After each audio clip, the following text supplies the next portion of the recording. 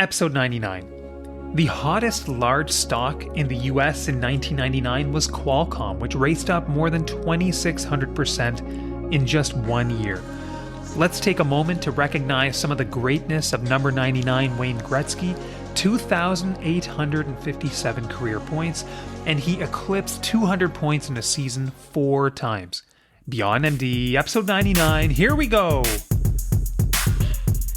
Welcome back, everyone. Quick announcement to start today. On October 4th, I'll be running 10 kilometers with my son at the Rally in the Ravine for North York General Hospital. This is a fundraiser, and this year I am seeking your help to fundraise.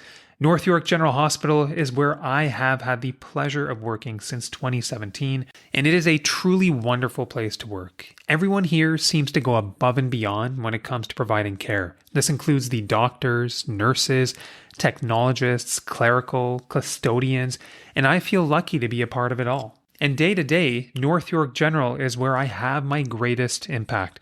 So if you are able to help, I would appreciate any support possible. I will post a link to my donation page in the show notes. And I'm grateful to all of you for listening to this message. So for today's episode, we dive back into pension plans. And you may be wondering, why do I have so many episodes on pensions? Well, it turns out that pension plans are evolving quickly. And it's one of the areas in the finance space that is changing quite a bit. So I think it's really important to keep up to date. And in today's episode, we will be covering 2 sound options for our community. Before we dive in, a quick review on pensions. To be eligible for a pension, one needs to be incorporated and paying themselves T4 salary.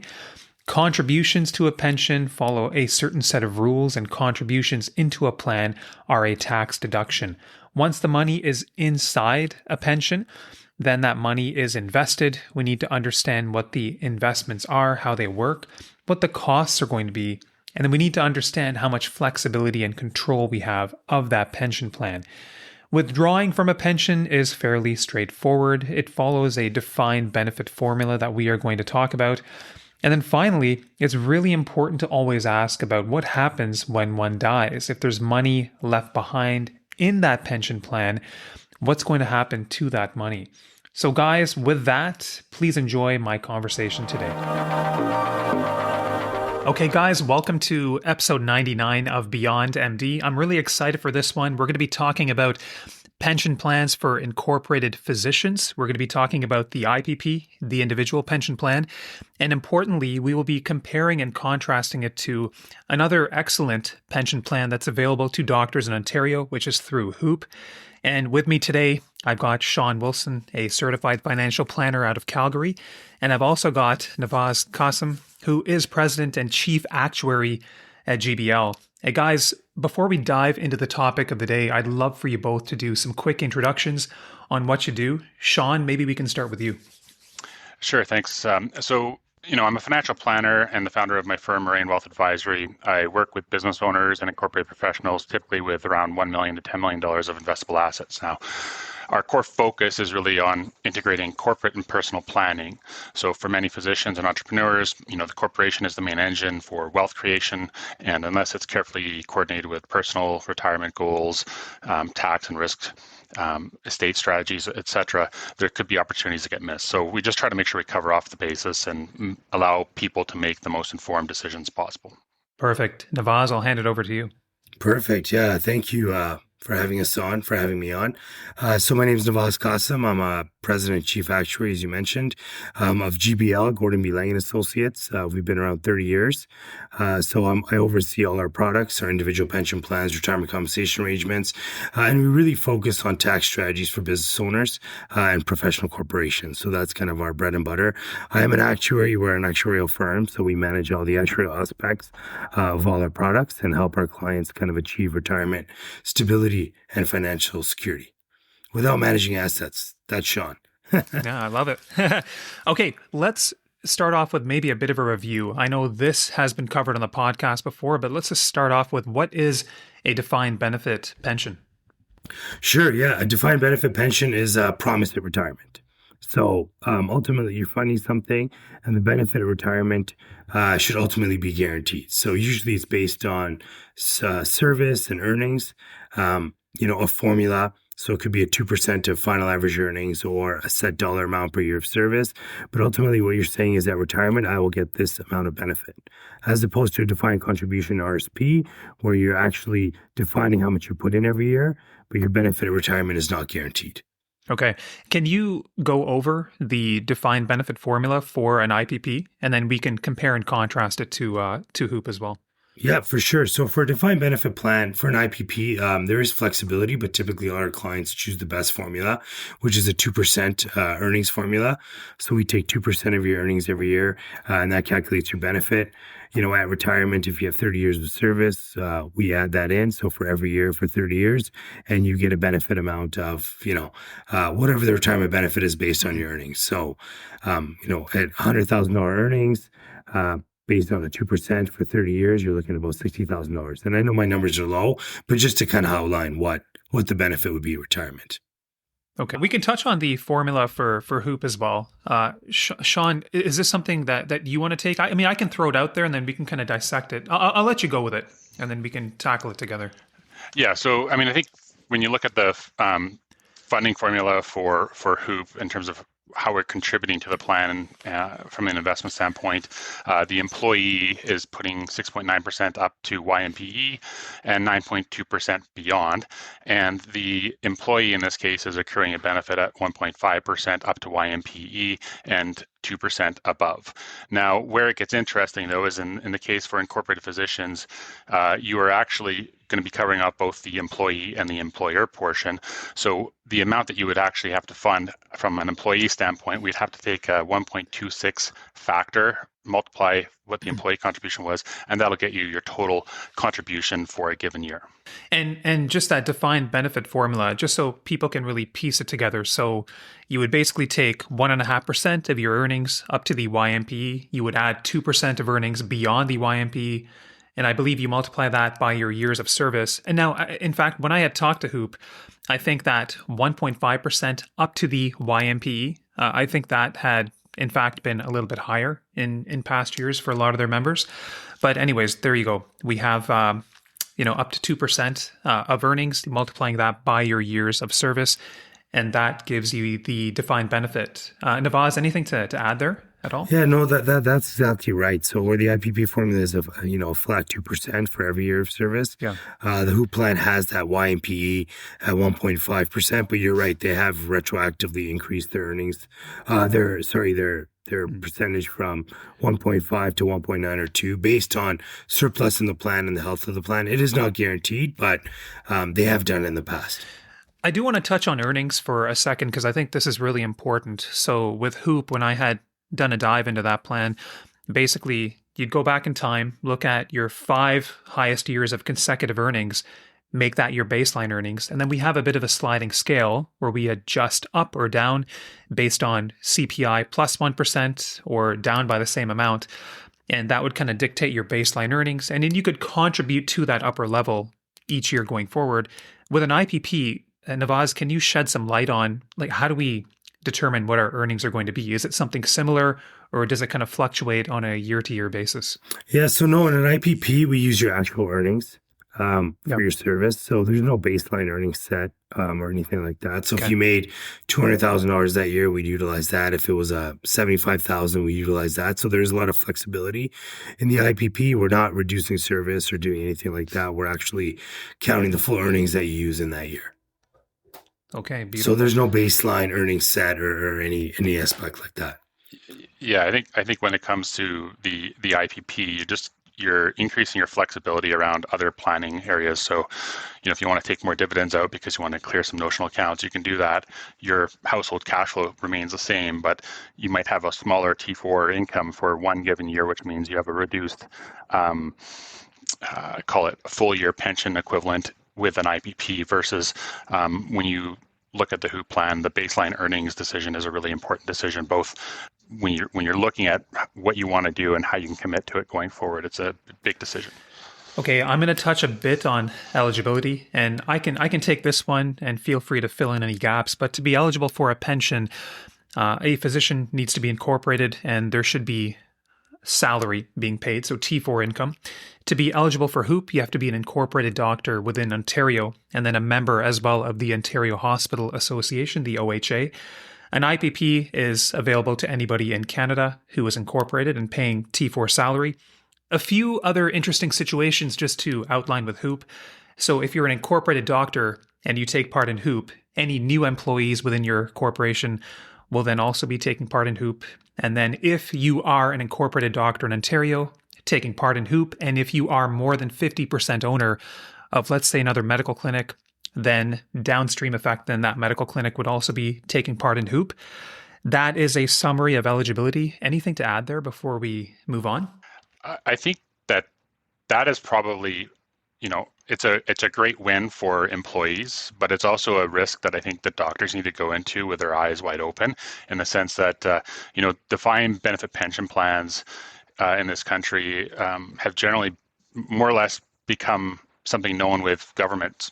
So you have high participation rate in defined benefit pension plans. In the private sector, it's really decreased over a number of years, and now we're seeing, I think it's like somewhere around the roughly 20-25% might actually have these type of pensions. So I think when you're thinking about the risk that you're taking on as an employee if you join HOOPP, or as a doctor if you join HOOPP, and then if you're going to have staff, there is this ongoing requirement. So you're not just funding your pension, you're funding your staff's pension. So I think that's something that when you go into it, this would be something where you want to sit down with probably your accountant, you want to sit down with your financial planner, probably want to build a business plan around what that's going to look like and how it might impact the other areas of your financial life. Let's move on to contributions. Sean, you had already touched on this a little bit. So the amount that one would be contributing into the pension under HOOPP, I'll just reiterate some numbers here. So for HOOPP, every year, you would be contributing 6.9% up to the YMP, 9.2% beyond the YMP, which is around $70,000, give or take, right? Rough numbers, guys? Is that correct? Correct. 71,300, yep. Yeah, perfect. And then the corporation would be contributing 1.26 times that. So you have the employee contribution, the employer, the MPC contribution through HOOPP based on those numbers. And then why don't we just compare and contrast that to an IPP? How much are we going to be contributing into an IPE? And also one key question is, how does this vary with age? I can take the example just for the HOOPP side. So I ran a scenario here, just, $200,000, you have roughly, up to 6.9% of 71,300, which is $4,919 and change. And then above that would be 128,700 at 9.2%. So that's 11,840 for the 2% portion above YMPE, which is the employee contribution being 16,760. Now your employer contribution being a 1.26 factor works out to 21,000, bringing in the total funding in this particular scenario to $37,877. Yeah, and that's bang on. So, for example, with HOOPP, it's defined, as we know, based on earnings alone. There's no age criteria. With the IPP, it allows you to fund a lot more into this asset account because age is a big factor. You're not grouping, you're not putting it together with, thousands of other members and kind of creating that hybrid. What's the right percentage amount for the whole group? So in the IPP, you can actually fund a lot more, tax deferred and tax deductible. At age 45, you can put in close to 40,000. At age 65, you can put in, based on 2025 numbers, you can put in close to 55,000. So that's a nice bump of, almost $20,000 or around $18,000 more that you can fund pre-tax and tax deferred till retirement. So there is an upside in terms of if you want to extract more money out of your corp and have more tax deferred, tax deductible assets, the IPP gives you that flexibility. Again, one thing I will note is that the IPPs, and we'll touch on this later, I think, is that they are flexible. So, unlike a HOOPP plan, the contributions are not mandatory. It is really up to the employer. So if they have different things they want to partake in that year or grow the business or buy a building, they have that flexibility as physicians. Where in the HOOPP plan, the contributions are the contributions and you make them based on your earnings. This brings me to one really important question, Navaz, probably more for you here, but Sean, feel free to pitch in wherever you can. contributing more with age into an IPP. I just really want to wrap my head around why is that important? Is that more important from the perspective of, okay, I'm putting more in and generating a more sizable tax deduction for my corporation? Or is it more important because is it going to give me a bigger payout later on? Because I thought the benefit or the payout was dictated by that formula. I'd love some clarification on this. Yes, for sure. So the HOOPP plan is your traditional defined benefit pension plan, where it has a benefit at retirement. So you get the benefit of retirement until you die. So longevity is a big player there. So if you do live to 100, the assets are there. They're going to pay out as long as the plan has the financial wherewithal to pay it out. But let's assume it does. It's all good. It has been for a number of years. So that pays out your benefit, which is your formula 1.5 and 2% after the YPE for life. With the IPP, what you're doing is you're accumulating a balance.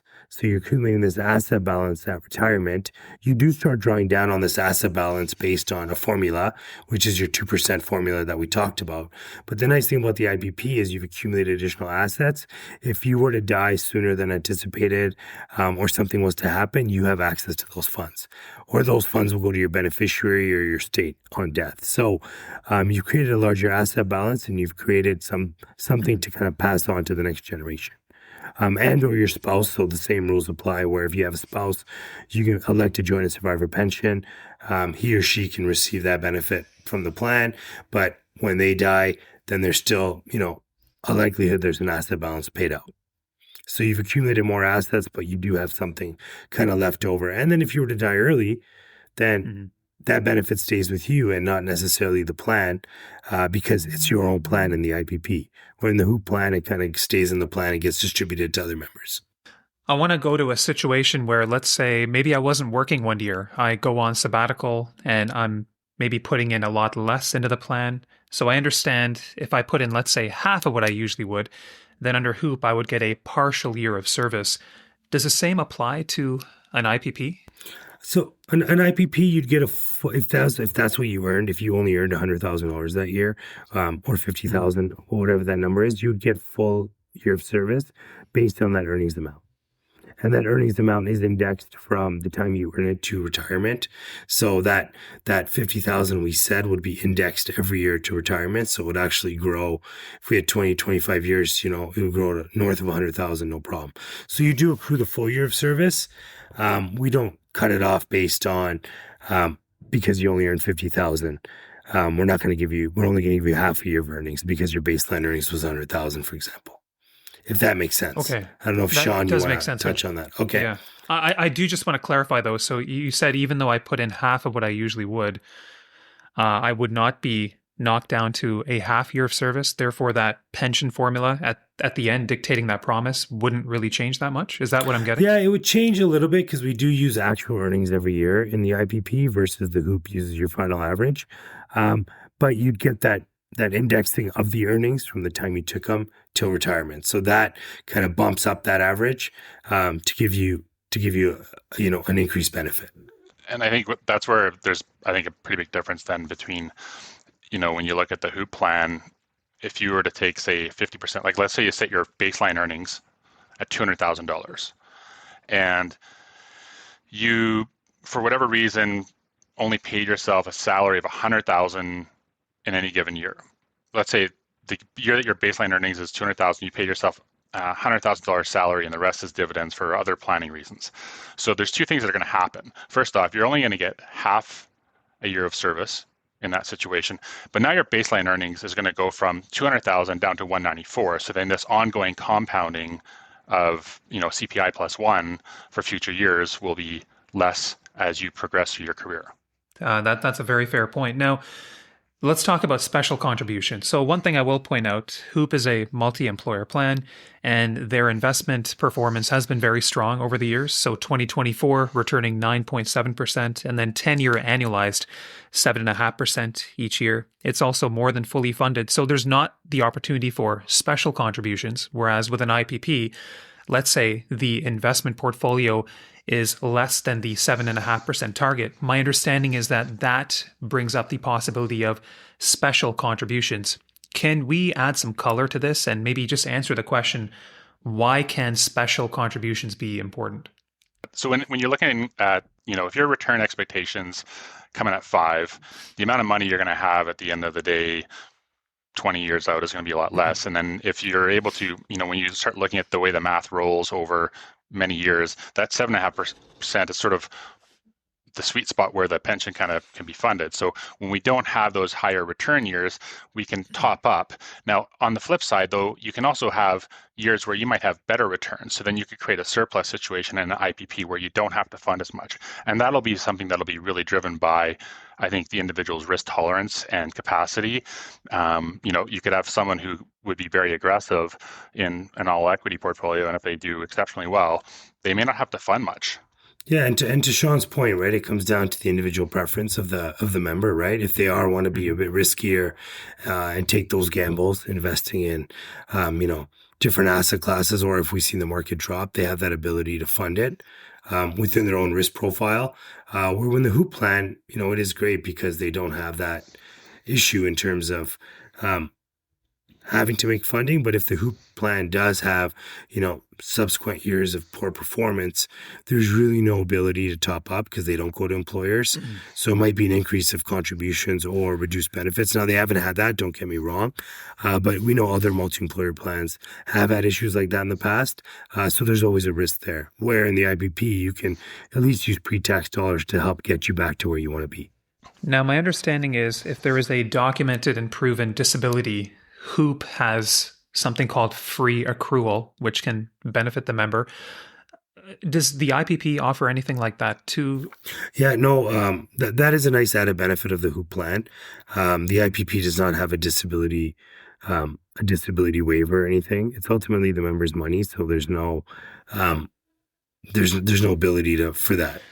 Okay, let's move on to the pension itself and what's happening within it from an investment perspective and also control and flexibility. Let's start off with investments. So we've talked about HOOPP. The investment performance has been strong. And one of the questions that I get from my listeners is, well, with an IPP, how much say can I have with my investments? That's question one. And then question two is, can I even DIY the investments inside an IPP? I'd love some color on this. I think when you start looking at the IPP, certainly you can invest the pension assets. You're going to have that from a do-it-yourself perspective. You might find a little less flexibility, or you might find it a little bit challenging with some custodians in terms of just wanting to work with someone on a DIY basis when it comes to doing an IPP, and maybe Navaz can maybe provide some color as to like maybe how many people that they have in the IPP universe who are actually doing self-directed. And then if you're hiring somebody to work with you and help manage your IPP assets, I think the one thing you need to keep in mind is that no single investment can make up 10% of your total funds, and you can't invest in your own company.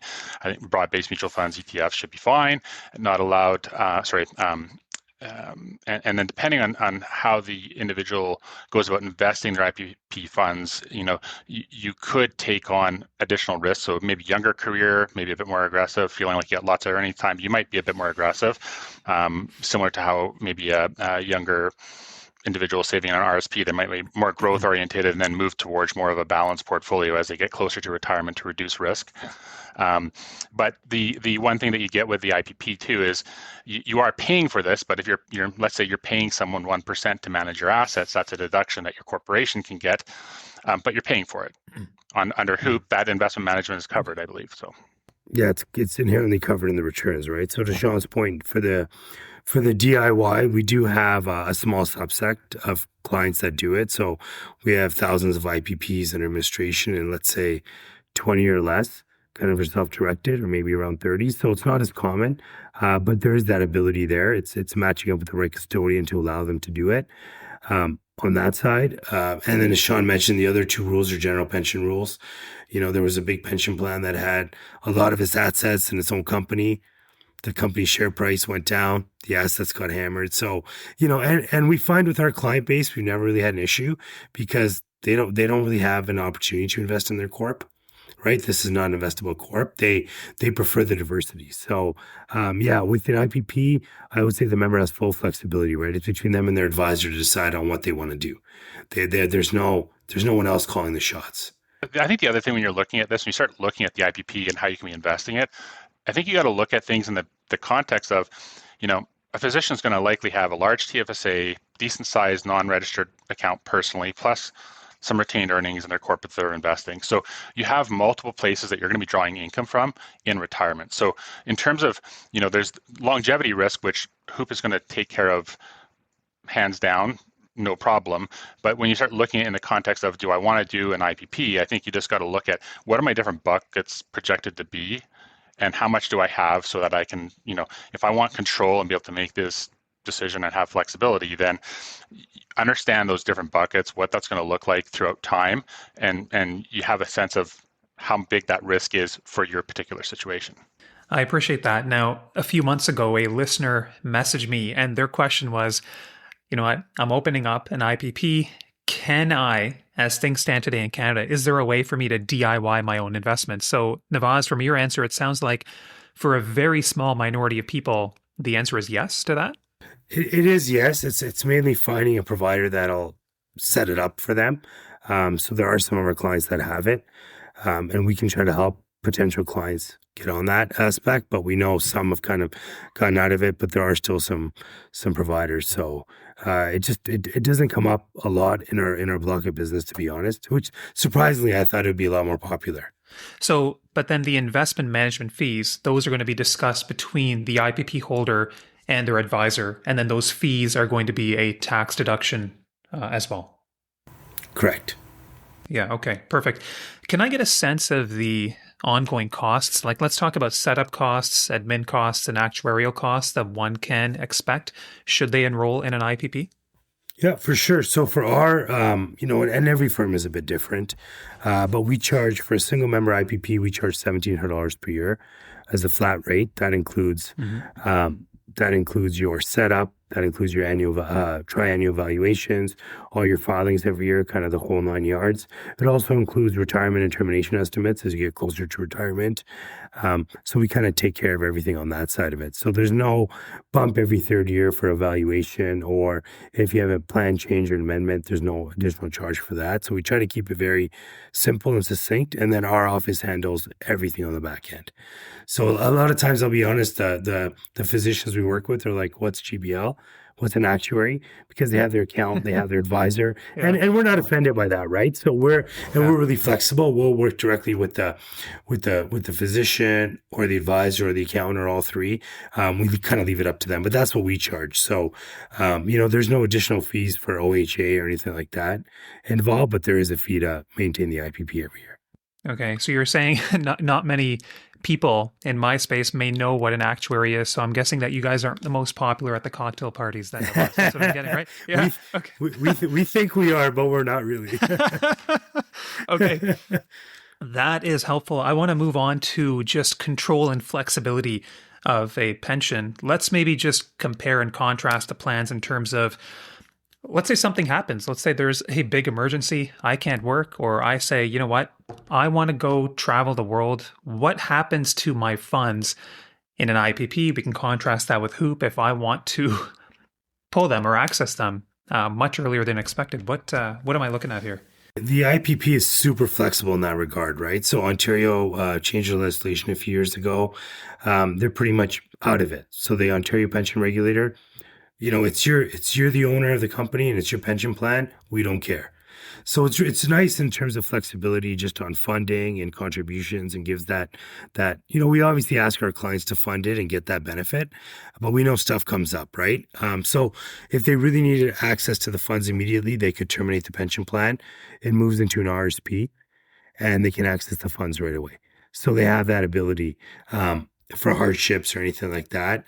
If it's minor and they just can't fund it for the year because they're not enough assets, and they are, in their company, or they're doing other stuff, they have that flexibility as well. They're like, we're not going to make our contributions this year, or if there's special contributions, we're not going to make those. It's not like they lose the room. It just carries over to future years. So we've seen clients take advantage of that. A few years of contribution holidays, and then bam, the business is flying. We're going to make up the past service contributions and kind of fund that fully. So they do have that flexibility in the IPP, which, necessarily in the HOOPP plan, the money's there. So yeah, they could, they'd probably have to terminate as a participating employer in HOOPP, get that money out, depending on their age. Now, we don't have all the details on what happens pre-age 55 and post-age 55, because typically if you're a participating employer and you're part of the plan, after age 55, you don't really have access to the funds. You pick a pension where prior to age 55, you can take a commuted value. So if you can terminate prior to age 55, you take a commuted value. Some of it moves non-locked in, some of it's locked in. You have some access to the funds. So there's a bit more, work involved and not guaranteed that you get all the funds. There are hardship provisions and other stuff that apply with the regulator, but that would kind of be on a case-by-case basis. So, the IPP is a lot more flexible in that regard.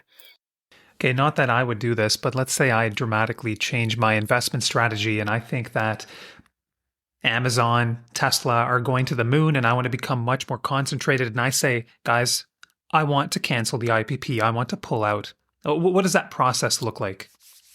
We just terminate the pension plan, really is what we do, right? Yeah. So, we pick a termination date. It could be today's date. We terminate the pension plan. We calculate the amount transfers to an RSP. There's a maximum transfer value calculation. Some of it might go taxable. HOOPP would have the same criteria, right? It's from the CRA, part of the Income Tax Act. And we move that money to your RSP and then you can do what you want with it. Right, as long as you're prior to age 71, similar to the HOOPP plan, at age 71, you got to make a decision in terms of taking the money out. But prior to age 71, it's your choice on what you want to do. And I think the other thing on the flexibility in a situation where maybe you have a shortened life expectancy, you can also just take the commuted value of an IPP, spend more in the early years. Like if your life expectancy, if you were thinking like 85 or 90, and now you're saying like, I at best might make it 80 to 80, then you can spend more. You can either choose to draw money more out of the funds you have in the IPP by collapsing it and, use that for flexibility and maybe living more of life while you're alive, like accelerating how you might go about living life in those final years. No, that's a very fair point. Anything else on flexibility control that we should cover before moving on? So really, when you terminate the IPP, you still have some of the options that exist with the HOOPP plan. So you have the option to take a deferred pension. You can buy an annuity if you want that for sake of just, if your spouse or someone you're worried about. So you do have some of those options too. It's not that you have to take the cash out. I will say majority of our clients do just terminate and move it into an RSP. And move that way in Ontario, but there are other options there too. It's not pick one. We give you the options, and then you kind of make that decision. Okay, let's talk about the retirement phase now, or withdrawing from the pension. I know that a lot of doctors tend to work into their later years, but one change that I'm noticing, at least in my generation, is that people seem to be going to part-time earlier, just taking their foot off the gas a little bit. And I think that's just a shift in mentality, a bit more work-life balance. I know that with HOOPP, you can start to get access to a bridge benefit starting as early as 55. And I wanted to understand an IPP. How early could one start to withdraw from the pension there? So, you can start taking your IPP as early as 50 on a reduced basis. And you can still get a bridge benefit. All those ancillary benefits do apply in the IPP. We give the member the option. Do they want it? Do they not want it? It's really up to them, right? If they do choose to retire early, and I laugh because, in our block of business, I'd say physicians never retire early. I'm noticing a change though, but maybe it hasn't come through yet. Yeah. It hasn't come through yet. Yeah. Now, this is a bit on the fly, and we can edit this out, but Navaz, I just thought of one thing. Let's just say somebody decides they want to retire early, but they haven't really built up the pension funds yet. I know there is this one concept of terminal funding, like we talked about some special contributions, but perhaps this is something we can touch on. Terminal funding, is this something that is valuable to somebody who has an IPP? Is it important? Do you see it commonly in your space? We do, yes. So if you do retire early, or even if you retire at a normal retirement age, terminal funding consists of multiple aspects. So one is that bridge benefit. The other one is full indexing. So you have these options at retirement that you can elect that, cost money, for example. So that's where the terminal funding comes in. So if you decide that, hey, I want to increase my retirement benefit, I have the ability to fund extra at retirement. So we do the calculations on our end. We provide it to the member and we say you can fund up to, let's say, $500,000. And the client can come to us and say, okay, we want to fund 300,000. So we kind of work backwards to see what that would entail, right? Some clients are like, no, we have a lot of money in there. We're good. We don't want to add any additional funds. Some, well, how much can we write a check for? What's the maximum amount? So there is that nice ancillary benefit that's part of a defined benefit. That you do have to supplement your retirement income. Okay. That So if you weren't there long enough. Okay. So let's just say, I want to make sure I understand this. So let's say I'm wanting to access the pension earlier than expected. Let's say there's not as much built inside that pension as one would have expected. This opens up the door to terminal funding, which means a lump sum funding event, which is calculated by actuaries, and it could be in the ballpark of hundreds of thousands of dollars, which would mean tax deduction to the corporation. Correct. Yeah. Correct. Okay. Yes. Yeah. Okay. And it doesn't have to be funded all right away. The nice thing is you could fund it over a few years. Okay. We would give you that option. You can elect it and then fund it over a few years. So it's not like you're on the hook on day one to write a check for $300,000. You can kind of mitigate that over a number of years, depending on everyone's financial situation. I think this might be a good way to maybe also introduce the concept of like, if you wanted to do an RCA closer to retirement, this is where you would maybe introduce something like that. If you had, the ability to make some additional funding, you could do it later on closer to when you're wanting to retire to help bridge that early retirement or defer drawing on the IPP and using, say, an RCA to kind of fund those first few years. We can touch on that now. I did have one topic way back in the day on RCA, so retirement compensation arrangements. But what are the main factors here that you would talk to people about in terms of answering the question, hey, is an RCA relevant for me? We can touch on this and I'll open the floor to you guys. Yeah, for sure. So the RCA is really, it's income driven, right? So for high income earners over that income tax act max, there's no real benefit in there. So the RCA comes into play, the retirement compensation arrangement. So what you can do is you can utilize your full earnings. So if you're making, $500,000 a year, $750,000 a year, we can design a defined benefit plan that utilizes the full earnings level. So at retirement, you actually have a nice bump and your earnings are a lot higher to reflect maybe your lifestyle and what you expect to spend at retirement. So that gives the member the ability to fund more while they're active or close to retirement, either a lump sum or monthly payments to get this increased benefit at retirement. And we keep it really flexible where it's not, I'd say we could define it to be a percentage of earnings times salary and all that, or they can use it as kind of a top up or a balancing item, right? My investments is really well. I'm going to draw on some of this. I have some, real estate assets and portfolios. And then I have a shortfall. I'm going to take it out of the RCA. So I kind of get to the number I want. It creates a lot of flexibility, but it does give you a tax deferred, and tax efficient way to save for retirement, using an RCA. HOOPP obviously has an RCA component for the higher income earners. I think if you're going down the IPP route, I think you carry that decision down the road until closer to retirement, see how much money you've accumulated, how is your IPP doing, and then do you want to, use, say, an RCA to supplement some of your other retirement savings.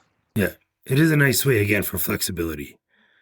You're not setting a high baseline earnings off the bat. And let's just talk about the defined benefit payouts in retirement. Are those going to be indexed to inflation through an IPP? And then we can also compare that to HOOPP, because my understanding for HOOPP is that indexing to inflation is at the discretion of the board of directors, but going back historically, they seem to have indexed it to inflation and done a good job there. But I wanted to know with an IPP, what can we expect there? Correct. Yeah. So for an IPP, it's up to the member if they want indexing or not. So we give the members flexibility, right? We say, yeah, get indexing. It's great. You have real dollars every year to keep up with spending and inflation. But some clients elect not to because they're like, you know what, we don't need the income. We have other avenues of income, as Sean mentioned. And some take the full indexing. So we kind of let them pick where they want to go. Do they want the full CPI indexing? Do they want to go somewhere in between? Do they want none of it? So the ability to index is there. we can make it mandatory, but we can find our clients really prefer the option, right? They're like, well, we don't want that much. We want to, utilize that and have it last longer or whatever the case is. With HOOPP, you're right. So they kind of decide annually. It's more ad hoc if indexing is going to be applied or not. They do have a track record of providing it. As long as the assets are doing really well, I can't imagine them not offering it. But the IPP also offers it as well. So it is, it just comes down to flexibility. But the indexing is nice, right? Because we know, $100 yesterday is not the same as $100 today. Maybe we can run some numbers now. I know we were talking about, let's say, somebody starting a pension at age 40, looking at T4 income of $200,000 a year, retiring at 65. I'm curious what the numbers look like when we look at HOOPP, when we look at an IPP. I'll let you guys take it from here. Yeah, no, for sure. So we ran a few scenarios. Interest rate is a big driver, right? How much do you earn on your assets really dictate how it goes. So we ran a few scenarios ranging from 5% to 7%. So nothing really out of line. We didn't pick a 10% rate of return. We kind of picked somewhere in the norm of what we'd anticipate our client base or clients in general that they'd want to return. So we used the same earnings level. We calculated what the HOOPP benefit would be out of the plan. We applied indexing. And then we just kind of outlined it based on amounts left over at age 90 or to what level the benefits would pay. So for example, at a 5% rate of return against at 200,000, your earnings go up every year. You have a benefit starting at age 65. At a 5% rate of return, you probably have similar amount of funding in an IPP as you would surviving to age 83. Right? So there's a bit of longevity risk there depending on the average age and when you're going to live. Mm-hmm. For example, at a 5.5% rate of return, you'd have an amount available funding to age 87. So at age 87, roughly a little bit over, is when those account balances kind of equal. So if you're living a lot longer, then the HOOPP benefit is better because you're still going to get paid. At a 6% rate of return, again, I don't think we're out of line in terms of what investment rate should be. At age 90, so if you were to die at age 90, you would have you and your spouse or whatever benefit you had in play, you would have $460,000 left over in the IPP. Okay. So that we've just looked at an account balance. You're drawing down the same annual pension every year. And then if we jump to 6.5%, you're left with $2.3 million left over at age 90. Okay. And at 7%, you're left with $4.6 million left over at age 90. So interest rate does come into play and what the member wants to do, right? So, if you're very risk adverse and you're on the lower end of the scale and longevity is a big risk, HOOPP might be a better option for you. If, hey, you're investing and you're doing really well as it is, and you can attain this 6.5%, you might have, a couple $1 million left over at age 90, assuming you live to age 90. Now, if you die earlier, you have more assets in the IBP than you would in the HOOPP plan, because once your guarantees are finished in the HOOPP plan and you pass away and your spouse passes away if it's a joint survivor pension, and the guarantees are expired, there's no more amounts payable. Where the IPP, it's your assets. And just to clarify, just because I don't know if that was maybe picked up by everybody, but the funding of this IPP model was using the HOOPP funding? Correct? Yes. Correct, yeah. So we've assumed the same contributions coming in between what you'd put into HOOPP and what you put into the IPP. So we didn't take into account the benefit you get by contributing more into the IPP, because as you get older, you can. We just wanted to compare kind of an apples to apples comparison, showing, when would you be worse off and kind of better off between the two plans. I really appreciate that. That's a very balanced approach. Now, if we just talk about this from a conceptual level, if we were separating the two plans and saying, okay, we're going to contribute to an IPP based on age, because we know that's going to change, then those numbers that you gave in that last scenario, let's say somebody was returning, I'll go to the 6% scenario, and I think you said there was a certain chunk left over at age 90. It was either $460,000 or $1 million plus. Then we're looking at a higher number than that, right? Left over in an IPP? Correct. At 6%, it was a $460,000 kind of leftover balance. That balance would be higher, mainly because you're contributing more. And our amounts we're taking out every year were based on the HOOPP formula. So you're taking out less, so you'd have a much higher asset balance at that. And I will just, we ran one because we know the HOOPP plan provides longevity, right? That's what it is. So if you live to 100 or 110, great for you. HOOPP HOOPP is fantastic because those benefits are guaranteed till you die. But what if you were to pass away early? You retire at 65, and you pass away at age 73. You have a joint and survivor pension, 2/3, the normal form, with a 5-year guarantee under HOOPP. At a 5.5% return, you'd have $2 million left over in the IPP, right? Where in the HOOPP plan, that money would stay with HOOPP. So it's just one of the things to consider in terms of, we come down to risk preference, right? Every client has a different risk preference and what they want. Maybe we can just take this as a segue to the final item, which is really like what happens for the next generation. So we talked about, let's say, plan member and spouse pass away after retirement. What can we expect for the assets in an IPP? They just directly go to the beneficiaries, I understand? Yeah, if there's named beneficiaries, they go to the beneficiaries. If there's no beneficiary or the beneficiaries of the estate, they get paid to the estate. I do want to ask you guys a couple quick questions on who maybe should not consider a pension plan. In my mind, I think it's a valuable bucket. I'm in my early 40s. I'm 41, and I'm starting to think about these things more, some strategies. But for example, some people have told me, if you like to invest by yourself in your corporation, you can enjoy that flexibility. You can have the flexibility of your registered accounts along the side there, and you may be well set up for life, just enjoying that kind of flexibility. But is there anyone who should not consider a pension? I think it comes down to cash flow. I'm biased as an actuary. I think pensions for all, and really, it's retirement stability, right? So we know there's a baseline benefit you're going to get at retirement to have that quality of life. Again, it comes down to cash flow. I think we've seen high income earners who spend more than they make or at that level.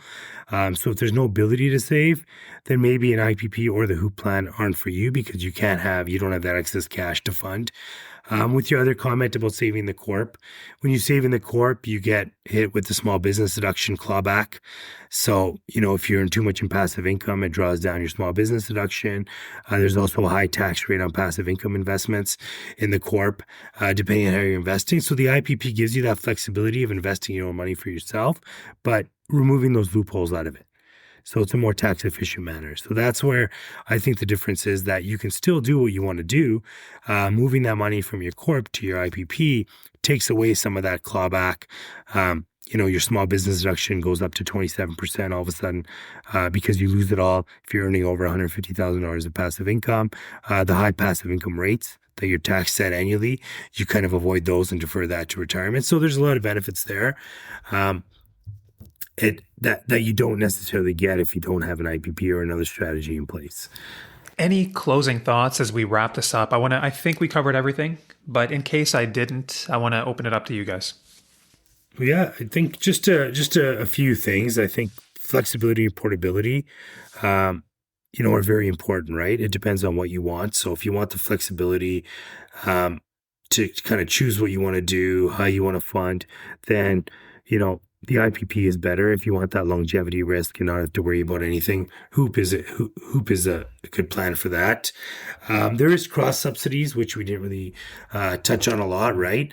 And I mentioned this because what we see, and I think Yathin, you're saying that there's a change in dynamic between retiring early, but we always find doctors never want to retire. And we don't blame them. You spend so long, you work so hard, such a knowledge set. It's kind of hard to give that up. So we say if you're going to defer retirement to age 71, then, all those early retirement benefits that you might be paying for indirectly through HOOPP, you may not benefit from, right? And there are cross subsidies between young to old, between single and married, some of the subsidies. So those are things to consider when you're deciding which option is best for you. Because, it might be great to have, a disability benefit, but, I know physicians that became partially disabled and went back to work because they wanted to work. Mm-hmm. So then you're working, we're not exactly sure how that applies for the contribution holiday in HOOPP. So it's a different mindset versus maybe an employer group working somewhere else. The mindset of physicians and how they work and their work ethic is different. And they do tend to work longer and to work later. So are they going to get these benefits they're paying for? Maybe, maybe not, right? We don't have a crystal ball to know when someone's going to die. And it really comes down to flexibility. The one last thing I'll touch on, I already touched on it a little bit, but I just think when you're in this situation, you're evaluating these things, I really think there's a ton of opportunity that gets unlocked with planning. And I think I would incorporate financial planning, reaching out to a financial planner if you don't have one, getting that work done to help make the most informed decisions moving forward and how it's going to impact your big picture. Yes, their assumptions are projecting out over the long term. We got to start somewhere, but I think this is just going to allow those who are contemplating an IPP or HOOPP or any other kind of maybe option they might want to look at and just not doing either. They can look at what that looks like and have a way better understanding of how it impacts both wealth accumulation and drawdown over your life. Very well said, both of you. And I just want to take a moment right now to thank both of you for making the time, coming on here and educating myself and my audience on a very important topic, and one that in the last 12 months has become very popular, but also quite confusing for us, right? Because there's a lot of options out there. So I think to talk about this today was really valuable. Thank you.